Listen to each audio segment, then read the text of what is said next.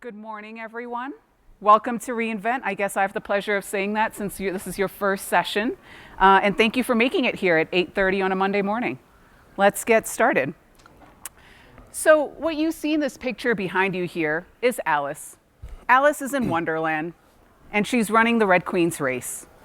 Now, a very particular fact about Alice, she's running harder and harder, but she doesn't seem to be going anywhere. And that's when the Red Queen stops her and says, Alice, here, it takes all the running you can do to stay in exactly the same place. Now, as we think about Gen AI, if you feel like Alice, that you're running around in circles and getting absolutely nowhere, you're not alone. The problem is you cannot stop running, because if you stop running, you're going to fall behind. Everyone else is going to continue to run. The pace of change around you is going to continue to go at the rate that it's going, and you're going to fall behind. So then the question really becomes, are you going to be like Alice? Are you going to continue running faster and harder to maintain exactly the same place that you're in? Or if you're going to try and run smarter and do something different to get ahead? And what that really is going to take is for you to be able to outpace the change happening all around you, to do something different and to build competitive advantage. My name is Aparna Galiaso, and I lead our retail and CPG business development team at AWS. And in my job, I have the pleasure of working with several retailers and brands on their journey from art of possible to proof of concept to production with Gen AI. And while there's no silver bullet yet, we do have some learnings from our early observations across all of the experiments that are happening, and I'd like to share a couple of those today. So 2023 was this time of, I would say, unprecedented, divergent thinking on art of possible. We had so many discussions as companies were just trying to put their arms around what is Gen AI and what is a foundational model? How do we start using this? In 2024, we have the privilege now of starting to converge for companies on what some of their most important use cases are, and companies are trying to figure out how do you maximize return on investment. For that, in step one, the most important thing to do as you're getting from art of possible to proof of concept is really to move quickly, to whittle down your ideas quickly. The issue is you're at the top of the funnel. And if we all know, if you put garbage in, garbage comes out. And so your speed cannot be at the cost of quality. Now, for us at Amazon, we're customer obsessed. So our first piece of advice to you is to always start from that customer and work backwards. And what that means here really is to identify those durable needs that customers have that need to be solved. Now, I use customers somewhat loosely. Customers can be your internal customers, as, for example, and you'll see in US Foods, salespeople. They could also be external customers. They could be your, in the case of US Foods, they could be restaurant owners, or they could be the end consumers. Could be you and I sitting in a restaurant eating a meal. The other thing to note is, what does it mean to be a durable need? This has to be a need that a customer has not just today, but that they continue to have in the future. It has to be persistent. And the reason for that is very important. It's simply that you need to be able to kick off a sustainable flywheel of growth. You need to be able to create value for your customer and for the company, not just today, but continually in the future. So always ask yourself, when you're looking at those needs, are they persistent? And some persistent needs that you often see are things like saving time, adding convenience, saving money. Those do not go away with time. Now, with something as pervasive as Gen AI, no matter how much you sort of focus on those durable needs, you will still have plenty of options to start with as you think about POCs.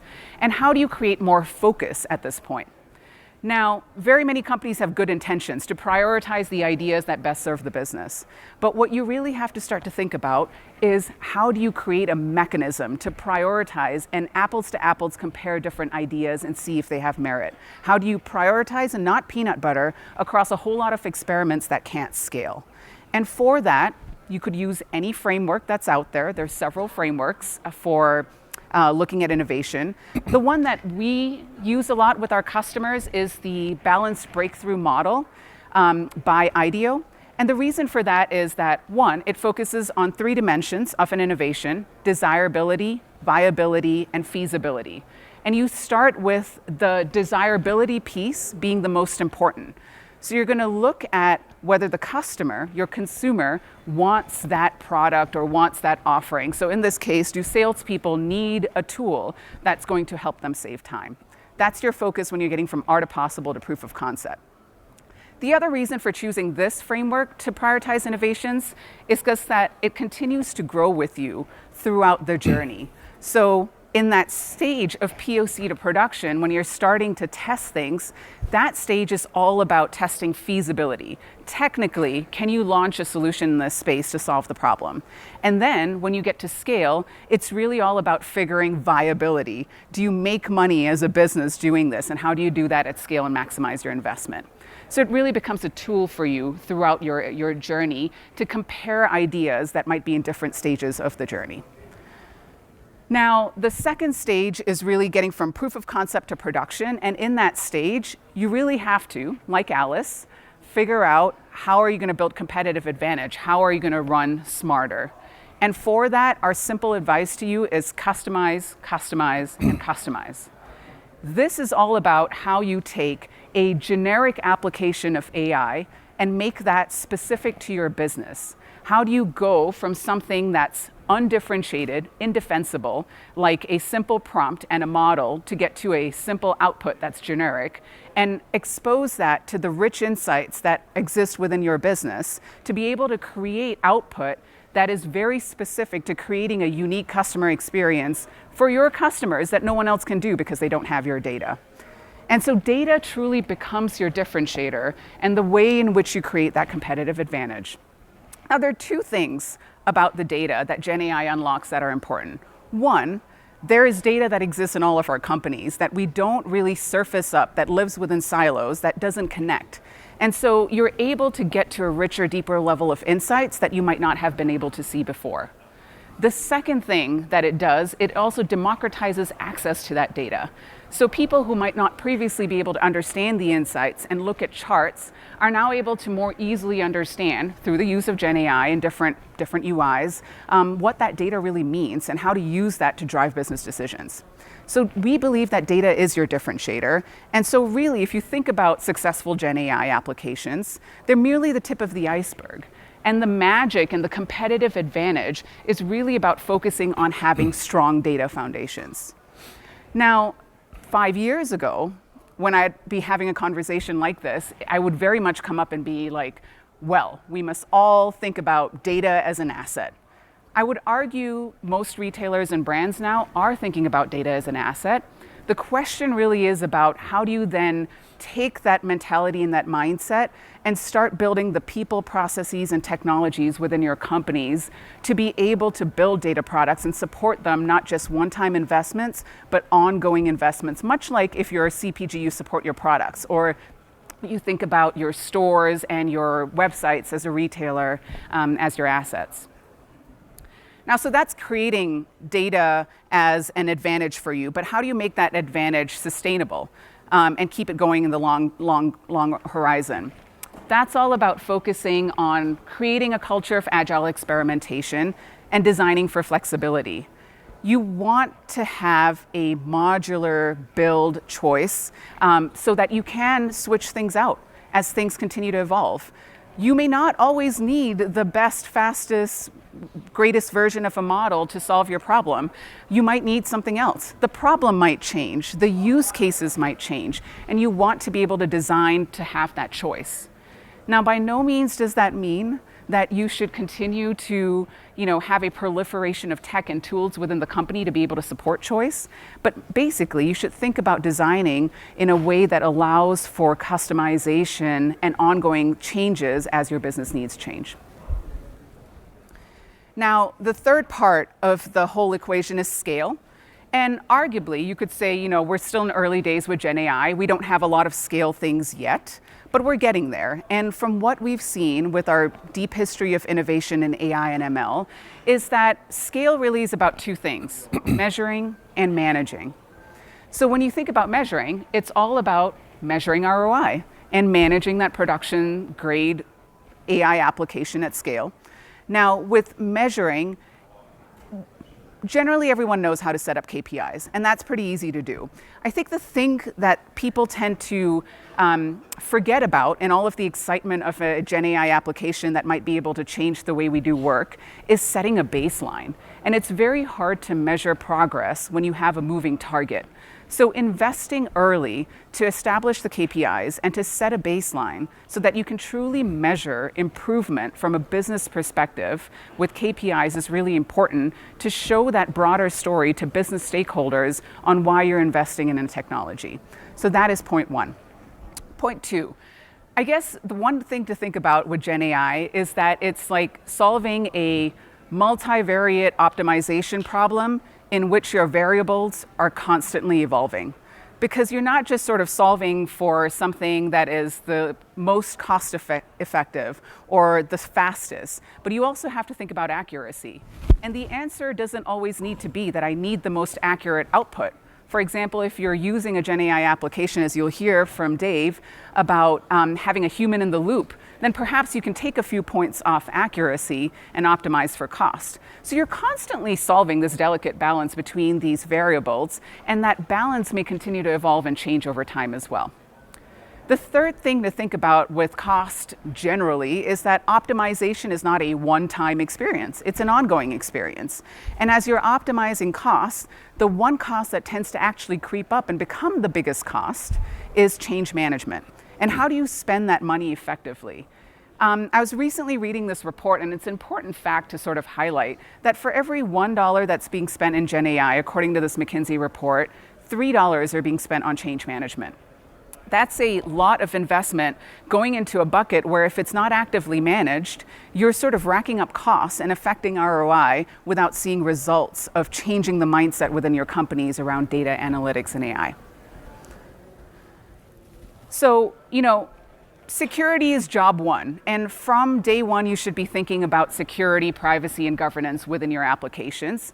But as Gen AI applications scale, managing risks, maintaining trust, and building responsibly becomes a whole lot more complex.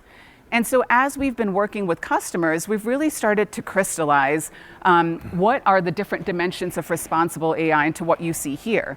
And so what you see is it's not just privacy, security, governance. There's also fairness, explainability, and robustness. And when you get to a point in a company where you have not just one Gen AI application at scale, but a whole collection of Gen AI applications, you usually start seeing more investments in governance bodies and responsible AI councils that are helping to think about how you're trusted advisors and stewards of this change in the community.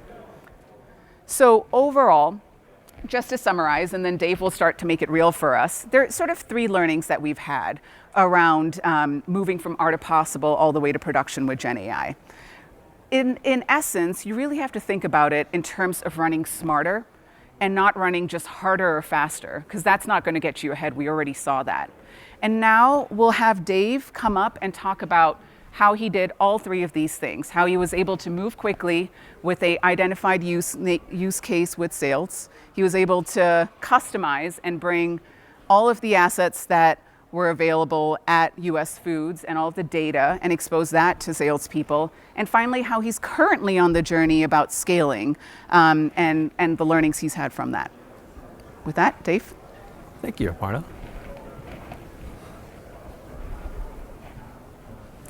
All right. Welcome to reInvent. I am your second speaker of reInvent 2024, and happy to be here. Thank you, Aparna, for setting this up so nicely for me. We're going to do a little bit of role play. All right. You are a salesperson, and if you're already a salesperson, I apologize. Just go with it. Right. You are a salesperson, and you're managing 50, 60, let's say 70 accounts in your territory, and you have a pretty big book of business. You got to keep building that account base. You got to bring in new customers, convert leads to customers, and deal with things like quotas every quarter. Hitting your quota, making sure that you're there for your customers. And I'm going to make it a little bit more difficult for you. As a salesperson, your customers are exclusively independent restaurant owners. Right? And if you know anything about running a restaurant, it's a little difficult, right? Even if you do everything perfectly, your profit margins are still very, very thin. On top of that, you got to deal with staff not showing up and equipment breaking down, and everything that could go wrong goes wrong. And when you need help as a restaurant owner or operator or even a chef, you need it now, and you can't wait for your salesperson. And by the way, a lot of our salespeople and our broader sales team, a lot of them used to be restaurant owners themselves or chefs themselves, so they know the business. So our customers at US Foods, independent restaurants, mom and pops for the most part, they are coming to our sellers to ask for help, for real help, and they need it now. As we at US Foods kind of got excited about generative AI a year and a half, 2 years ago when everybody else did, we started looking for applications, and we started looking for the durable needs that Aparna mentioned. And we saw one that really stood out with our salespeople, and it was kind of this onboarding and question and answering task that they do for all of their customers. And we realized, I think we could build something out that would help automate a lot of these manual tasks, but what if we could build out something that would actually kind of amplify their experience and their expertise too? That was our challenge we gave ourselves about a year ago when we started down this journey. So, all right, so I'm going to kind of walk you through our story, who we are, and kind of how we got to where we are today.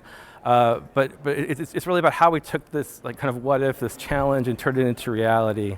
And I'll be honest with you, we built something out that's really special. It's not just an automation tool. I believe, and I know this is going to sound a little crazy, I believe we've built out the beginnings of an intelligence augmentation system for our sellers. And when you have 50, 60, 70 accounts and you're trying to manage them all and do the best you can for all of your customers at all times, you don't always have a lot of time to yourself as a salesperson. You get home after a long day or after a long week, and you are busy, nights and weekends when you should be watching the game or playing with your kids or just having a relax.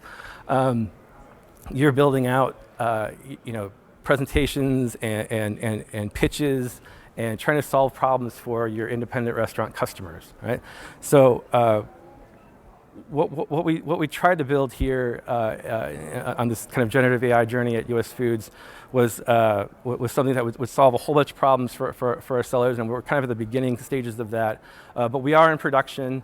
We went into production at the end of October this year, so not too long ago, and we've already saved our sellers over 12,000 hours of time since we went live. So we're really, really proud of that.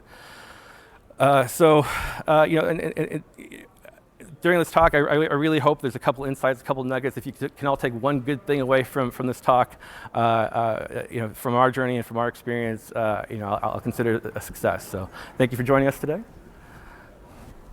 So US Foods, if you walked here, you probably saw 2 or 3 trucks that had the big US Foods banner on them. I did. I saw 2 on the way. If you didn't see them, you'll see them all this week. And it's because we have over 6,500 of these trucks across the whole country. And we sell food not just to mom and pop restaurants, but also casinos and hotels and hospitals and everybody that needs food and chemicals and cleaning supplies and disposables. US Foods is one of the biggest suppliers of that in the whole country. We do about $36 billion in sales every year, and we have 70 distribution centers. We also have about 3,300 sellers. So our tool is out there in the hands of thousands of people, and they're using it every day. And you'll get to see some of the things that we've done with this amazing group of sellers during this talk. I am David Falk. I run our machine learning operations team, or engineering team at US Foods, and that's part of a bigger analytics and data science team. And we support all of our data science teams that are focused on supply chain, merchandising, kind of commercial and other kind of sales applications, legal, more enterprise kind of like legal and human resources. All these different teams, we have data scientists dedicated to these business units. And we're really trying to, my team really tries to take what our data scientists produce and put it into production. And our production systems for sellers is exclusively a tool called Moxie. And if you log into usfoods.com, you'll see Moxie. It is our amazing, award-winning e-commerce system. It was actually architected by one of my favorite architects in the whole world, Tom Ingoli, sitting right in the front row here. Came to see me speak today, so thank you for that, Tom. He did an incredible job with that tool and helped build it out. And all of our work is now being integrated into Moxie, and it's going to be live really soon for all of our sellers, so they can work in one place with our customers. So, if you've gone down this journey with generative AI, you've probably tried to create a list of applications you could build. And you've probably had some kind of ad hoc sessions and facilitated conversations. I think Tom and I are probably the most excited people in the whole company about generative AI. I haven't met anybody more excited than Tom and myself, but there's still a lot of excitement. And it's not just tech people, right? There's a lot of people out there in the field, like the sellers are super excited about generative AI. That was a surprise to me. Being a geek, I thought it was just kind of me, but the drivers, the people working in the warehouses, our sellers, everybody is excited about generative AI, and they want to be part of this journey with you. So keep that in mind. But we had a lot of conversations with internally and externally, and when we were compiling our first list, we realized we were getting a lot of great ideas, and not all of them are generative AI, and that's okay. We had to do a little bit of education around what generative AI can really do for an enterprise. For a company like US Foods, we have a document or a picture or a menu.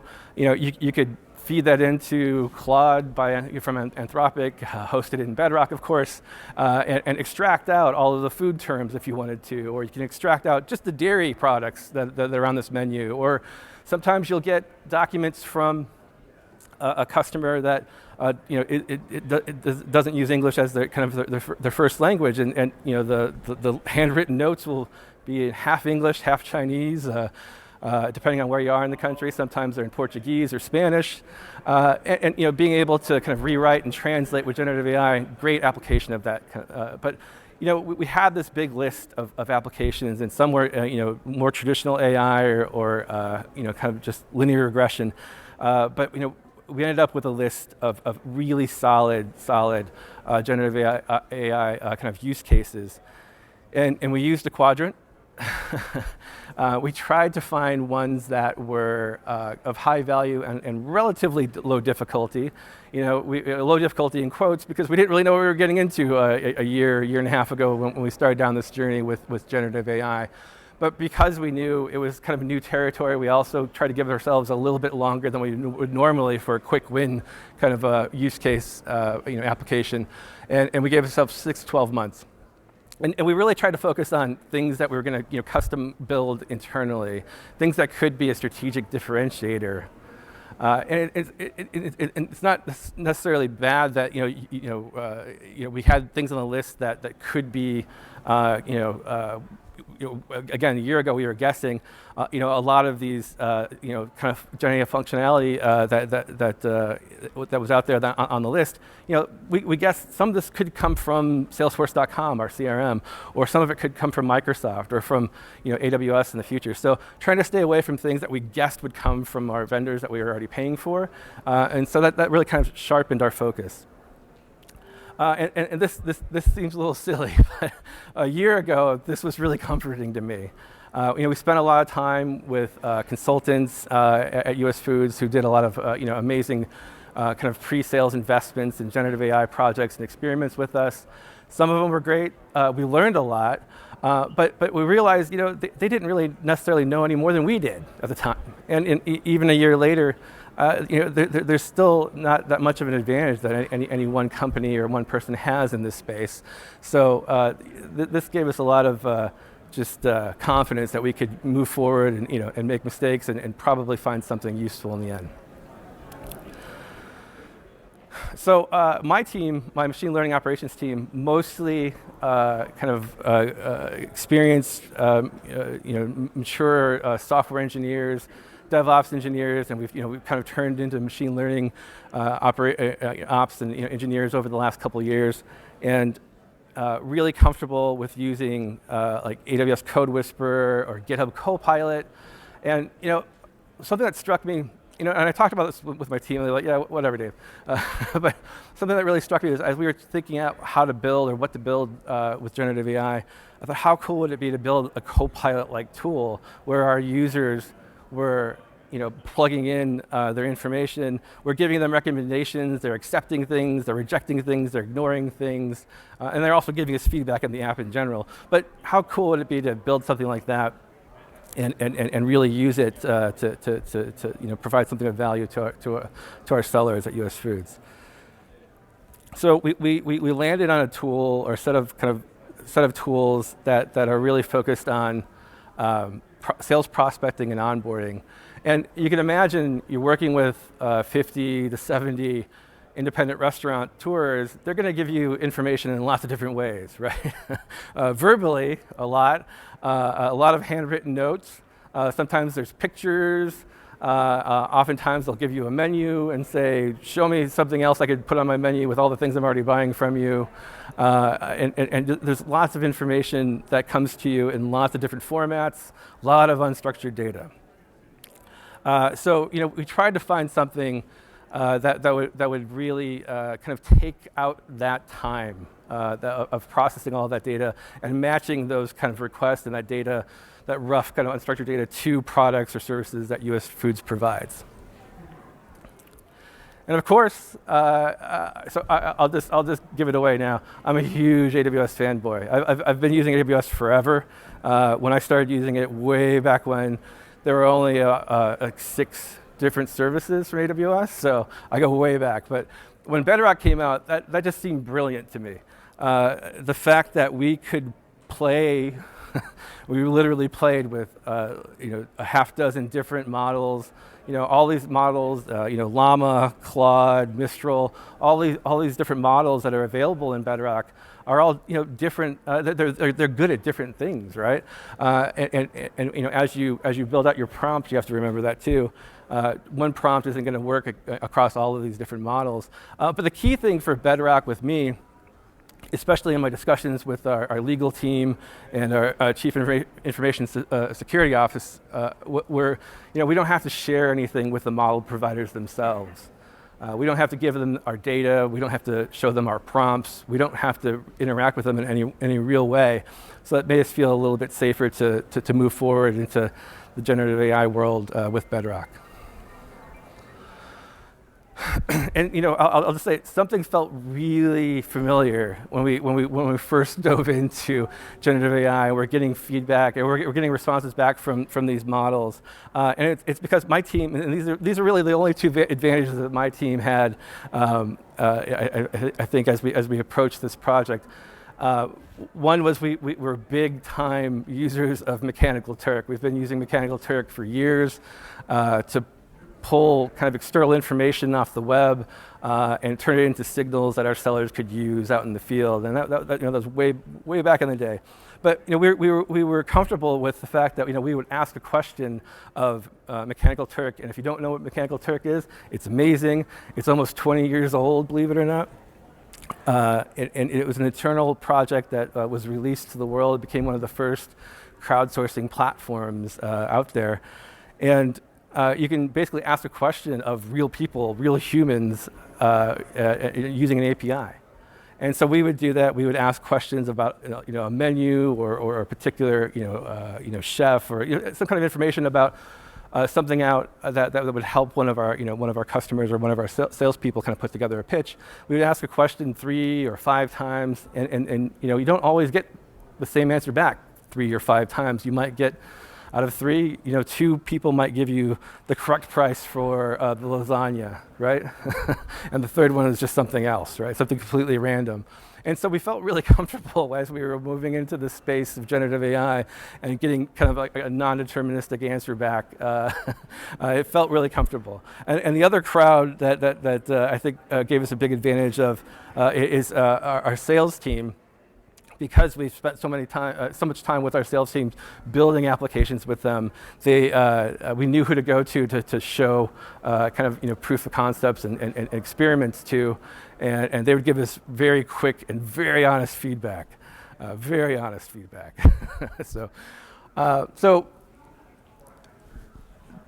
had a situation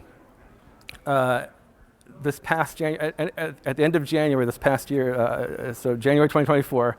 Had a big meeting set up with our executive team, and we were to report out on our progress that we'd been making over the past 3 or 4 months on generative AI, and we didn't really have a lot of progress. Didn't really have a lot to show. So one of my guys, Ryan Henderson, a brilliant full stack developer, took it upon himself over the holidays last year to build out, he's a full stack developer, so he built out a React web app and hooked up Bedrock with some API calls and inserted a Pinecone, our hybrid vector database in between. And I'll show you a little bit more about this in the architecture diagram. But he built out the beginnings of this, and it was promising, but it wasn't very accurate, right? It was probably 50-60% accurate. We'd ask a question, like what kind of products should we recommend in this situation, and half the time we'd get the right answer, half the time we wouldn't. We're like, oh, let's get this in front of sellers just to see what they think about the app. But the surprising part was they loved it. Because they're spending 3 or 4 hours on these horrible, tedious tasks during nights and weekends when they should be doing other things.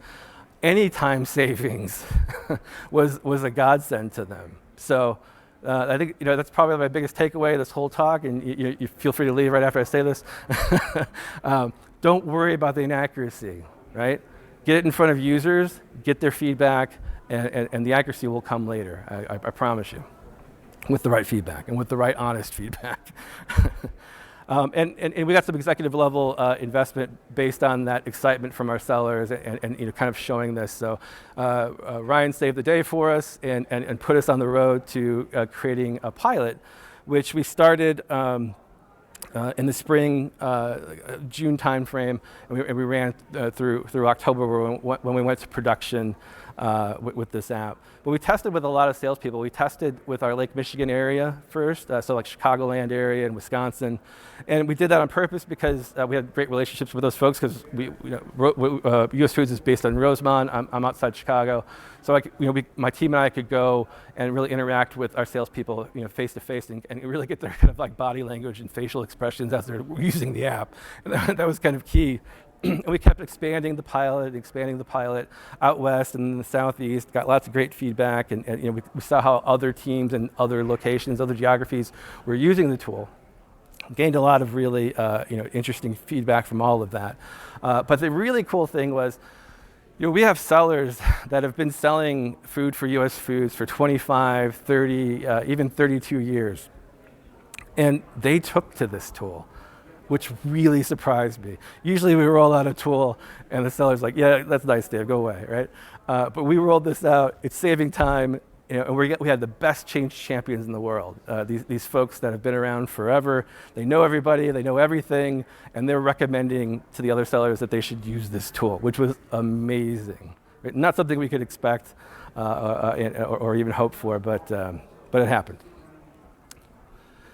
So by the time we got to production at the end of October, we improved our accuracy, thankfully. And the 3 or 4 hour tasks that would take to onboard a new lead or a new customer and kind of get them set up in Moxie and set up in all of our systems, those 3 or 4 hours were reduced to 20, 30 minutes. And that was a huge win for our sellers. And we worked really closely with our strategy team at US Foods we're good at building apps, right? Not good at building business cases, I'll fully admit. And our strategy team really helped us understand, like, look, there's cost savings involved here. You're saving time for the sellers, then that's great. But there's also some revenue gains here too that you should be taking into consideration in your business plan, right? Because with that time, they can spend more time, build stronger relationships with their customers, convert more leads into customers, and just do more work that they love to do. So it was interesting to incorporate all this, and that was a big kind of takeaway for me. I've been at US Foods for 8 years. I came in after an acquisition, and I kind of worked off on an island with my team and did our own thing, and that was fun.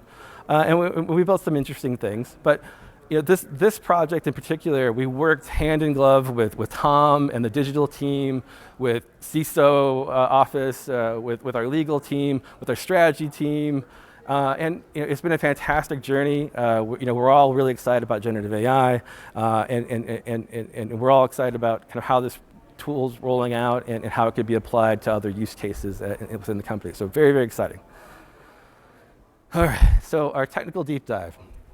Not too technical and not too deep, but in general, we have a very simple React web app. This is being converted as I speak into a tab in our Moxie platform for our sellers to use. Again, so they have one place to work from instead of two. But we make, I only show one call to Bedrock, but we make multiple calls to Bedrock, and I'll talk more about why we do that in a minute. But the kind of at the heart of this is Pinecone, our hybrid vector database. Very important piece of technology for us. We tested a lot of different vector databases, but kind of the ability to have a true hybrid vector database that takes into account semantic and kind of a semantic search as well as a similarity search was very important to us. Just one question from a customer could be, hey, look, I've got great lunch and dinner offerings, but what about breakfast? It seems like the people that are coming into my restaurant are coming in running clothes, and they just came from Orange Theory, and we should probably offer some healthy, high protein breakfast options. And so, we can use this to ask very simple questions like that question I just asked, and we'll come back with Greek yogurt or something like that. Or on the other side, if we wanted to find other things that go well with Greek yogurt, the capabilities of this hybrid vector database will kind of take into account all those attributes and other things that are similar to Greek yogurt. Right? Maybe we're out of Greek yogurt, but we have Icelandic yogurt in stock. Would you like to try that? Or maybe even cottage cheese is somewhere down the list. Right? So high protein, kind of healthy options for breakfast. But the hybrid vector database really closes a couple of gaps for us, and it is that gap, how our customers, our restaurateurs describe things, and how they map to our SKUs, our products, our technical specs for our products, right? So been a very big piece of our technology there. All of our orchestration, you'll see at the bottom there with our fine-tuning loop there, and everything around the embedding models and kind of the keyword models and getting everything into the Pinecone vector database, all running on Dagster. It's similar to Airflow if you're not familiar with it, but it's been a godsend to us over the last couple of years. So text tracked versus LLM. And this is one of the first things that really just woke us up as we were developing our pilot. We were using Claude for the most part and different versions of Claude. And what we realized was, oh my gosh, this new version of Claude, when it came out in the middle of our pilot, we don't have to do all of these calls. We don't have to use Textract to do OCR. the optical character recognition, right? We could use Claude for everything. And for about a day or a day and a half, we were really excited. And we were building everything out in Claude. And then reality set in and we're like, whoa, whoa, whoa, whoa, is this a good architecture? And the answer was no. And what we've tried to do is really make sure that we're following kind of architecture best practices. We're keeping things modular. There's lots of benefits to that.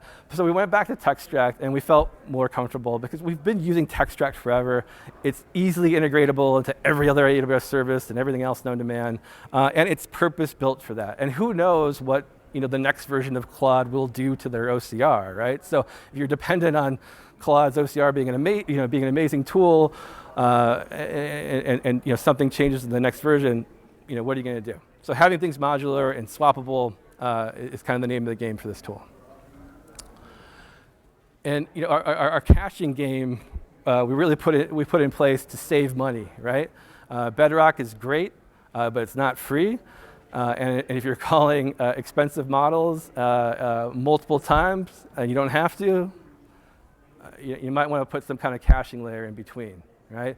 And because we're making very small modular calls to Claude, very simple questions, like we're not having conversations with Claude with this app, right? We're not asking it to tell us about Napoleon or the French Revolution or anything like that. We're asking very small, short questions. What's the recipe for lasagna, as an example, right?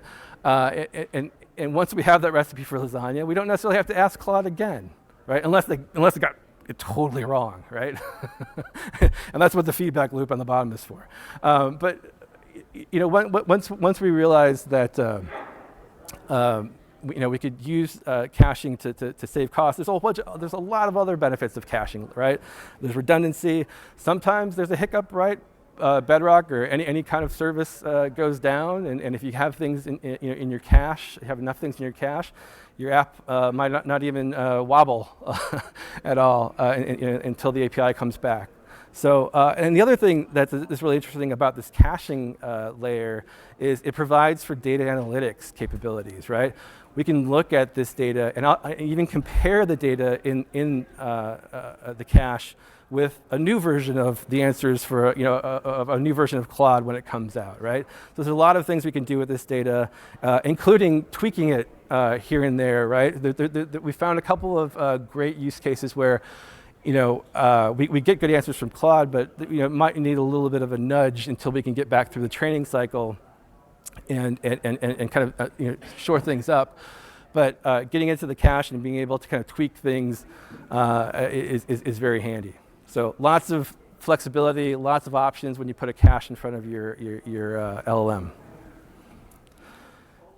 Okay, but of course, again, that might not be the most exciting aspect, right, of using LLMs, asking simple questions, right? And inevitably, you'll be using these LLMs, and you'll find some amazing functionality, and you want to build, kind of a multi-turn, very long prompt, and do everything all at once. And you can. You can. It's fine, especially for an MVP or a POC, but if you have things broken down, it's more modular, you have a lot more flexibility. But on the flip side, if you do have smaller, shorter calls to Claude, you also have to think through how you're going to manage the context from call to call to call to Claude. Now, if you use Claude or ChatGPT or anything today for your personal use, you'll realize you kind of do that naturally. Like you're having a conversation and you're asking them, you're asking, Claude, for example, a question and it kind of forgets something and you have to remind them something that you said earlier or give them kind of, the what if scenario. You still have to do that programmatically if you're using multiple calls to these LLMs, right? So keep that in mind. And again, I keep saying this, how many prompts, it's up to you, but I would recommend just kind of good architectural best practices. But keep in mind, things do change behind the scenes, right? And you have to keep that kind of front of mind as you work through your architecture. But keeping things kind of modular too, I think is going to be really helpful as we all start exploring more kind of agentic workflows too, right? Building agents right? Not just web apps, but building agents that interact with your backend systems. I think having things in kind of smaller chunks, smaller modules will pay a lot of dividends in the future. So our reinforcement learning with human feedback loop is very similar to the reinforcement learning that we had for ourselves when we were using Mechanical Turk, right? And there's there's a product in the middle there called task assembly. And you could use something like SageMaker Ground Truth, but we found SageMaker Ground Truth is, it's great if you have a really large kind of AI labeling set of work to do. But one of our consultants, Dave Schultz, he's sitting in the second row here. I've got his card. I can hook you up with him if you'd like to talk to him. We've worked with him for years and years and years, and he's built out a platform called Task Assembly, and it really provides for a lot more flexibility in terms of, you can use Mechanical Turk, but you can also use, a crowd internal to your organization too. And he's been just a godsend to our work with Mechanical Turk and now with generative AI. So thank you, Dave. And then, I've been talking about apps and architecture, but I'm not really talking about, on this slide, I'm not really talking about scaling or optimizing the apps themselves, but kind of thinking about it from more of an enterprise perspective, right? If you're kind of following best practices with your data team and adhering to standards and documenting all of your modules and kind of your architectural decisions as you go, it just makes it easier to reuse these components in the future. Again, agentic workflows might come into being.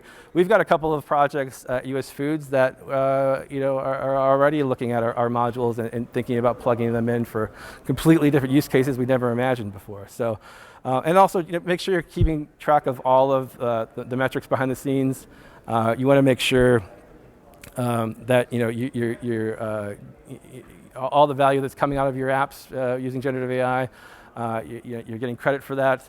So you can keep getting more investment and doing more and more exciting things with generative AI. So I keep hammering this. You need good data. Aparna mentioned it a couple times too. You need good data. You don't need perfect data, but you need good data. And I'll also say, we wouldn't be able to do what we have done with our generative AI tool here if we didn't invest 3.5 years ago in a big data and BI modernization effort at US Foods. And even back then, when we were just kind of working in traditional AI machine learning, our executive team asked us a very poignant question, like, if we do this work, will it help us with our data science and machine learning and AI in the future? And the answer was absolutely yes. And so I think you could also use this, right? If you're working for an organization that maybe is dragging their feet on the data readiness and kind of the modernization efforts around data, it's not the most glamorous thing in the world. But if you could tie it to AI, machine learning, generative AI gains in the future, I think it's a really interesting kind of push in the right direction.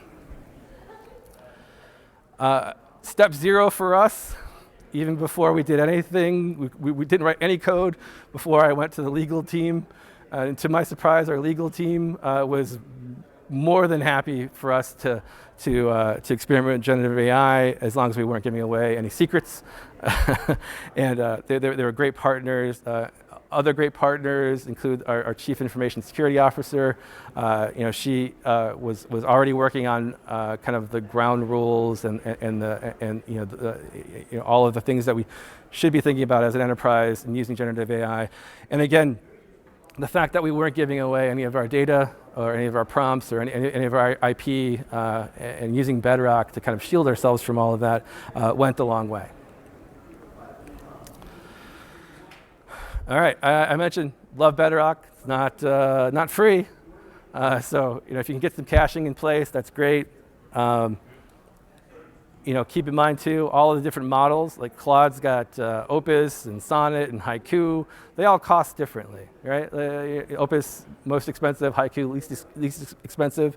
And if you have your task built out kind of in a modular fashion, you don't always need to call Opus for everything, right? You might be able to use Haiku in a lot of places and save a lot of money, right? And then, if you need more firepower, you've got a generative AI tool built out, and you're releasing this to the wild in the end of October, like I was, and I was panicking. I was talking to our AWS enterprise team, like, what can we do? We're going to have thousands of people hitting Bedrock all at once, and we only have 250 calls per minute. They're like, and like, don't worry, Dave, we got you. So there's things like cross-region inference, right? So you can kind of fail over and call Claude from another region if you have to. That does have some latency, hits, but you have some peace of mind. You're able to get twice as many hits per minute, calls per minute to Claude. And then if you really have a valuable use case and you can convince everybody to make the investment, there's provision throughput, which kind of means you get your own Claude or your own Llama or your own Mistral up in the cloud. Not the whole thing, a very big portion of it, but you can pump a lot of tokens and prompts through your own provisioned private LLM. So very exciting stuff. Not something we need just yet, but you never know. And I keep saying, I've given you a couple of insights on things that are different about generative AI, but again, modular architecture is key. Follow kind of architectural best practices, and I think you'll be in good shape. The trick that I learned to find the best use cases for generative AI were to ask our stakeholders, our sellers, and folks out in the field, what's the worst thing that you do? What is like the task you look forward to the least? And it's usually something that takes a lot of time. It's paper-based. It's manual. There's a lot of kind of translation and kind of like working memory that is needed, right? So keep track of those, and remember, you don't have to be as accurate as you think you might need to be. So when you're starting out, your accuracy, your recommendations that you're pulling back, your forecast, whatever you're doing with generative AI, doesn't need to be perfect, right? Get it in front of your customers or your stakeholders, your internal customers, and get their feedback as soon as you can. All right, so I've been kind of leading you through my calls to action throughout these slides, but get your data in order and start experimenting with some real use cases. Bedrock's been a savior for us. It's been just a fantastic set of services. The AWS team has been very supportive of our work here, and there are oddities about generative AI, and there's some limitations and some things you have to work around. But we've been able to do it. I believe you will be able to too. And before I go, I just want to say, when we started this journey about a year ago, we had over 3,000 sellers that were wasting lots and lots of time, nights and weekends. And today they're able to get back to their customers faster, right? Not just kind of reduce that 3 or 4 hours down to 20 or 30 minutes, but also just get back to our customers quicker, right? That 3 or 4 hours used to be divided up into chunks over weeks, so they couldn't respond to our customers as quickly as they wanted to. That wasn't good for our customers, and it wasn't good for us as a business either, because it opened up the possibility that our competitors could get in there and answer the questions for our customers instead of us. But this transformation is really more than just all the numbers and metrics I've thrown at you. It's more than saving 90% of the time in these big onboarding tasks. It's about recognizing that generative AI isn't just about automation. It's really more about augmentation. It's about building systems that enhance the user's lives and kind of automates away some of the horrible bits too, right? So all of this is possible with Bedrock today. Not sometime in the future, right? It's not way off on the horizon. And if US Foods could dramatically change the way that we work as an organization in a couple of months' time, you can too. It's really that simple. And these are some highlights of the journey that we've been on this year. And I hope you've taken away at least one little insight from this. And I appreciate your time, and enjoy reInvent.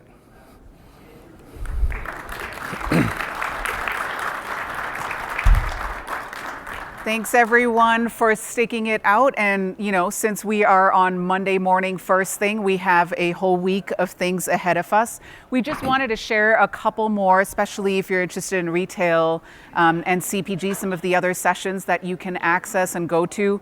Take a picture, it's also in your app. The other thing you can also do is stop by the Industries Pavilion to see our Gen AI demos. You'll find us there, happy to answer questions there as well. And then finally, we really, really value your feedback, so please take a second as you're taking off those headphones and walking out to open up your app and fill out the survey on the session. Thank you.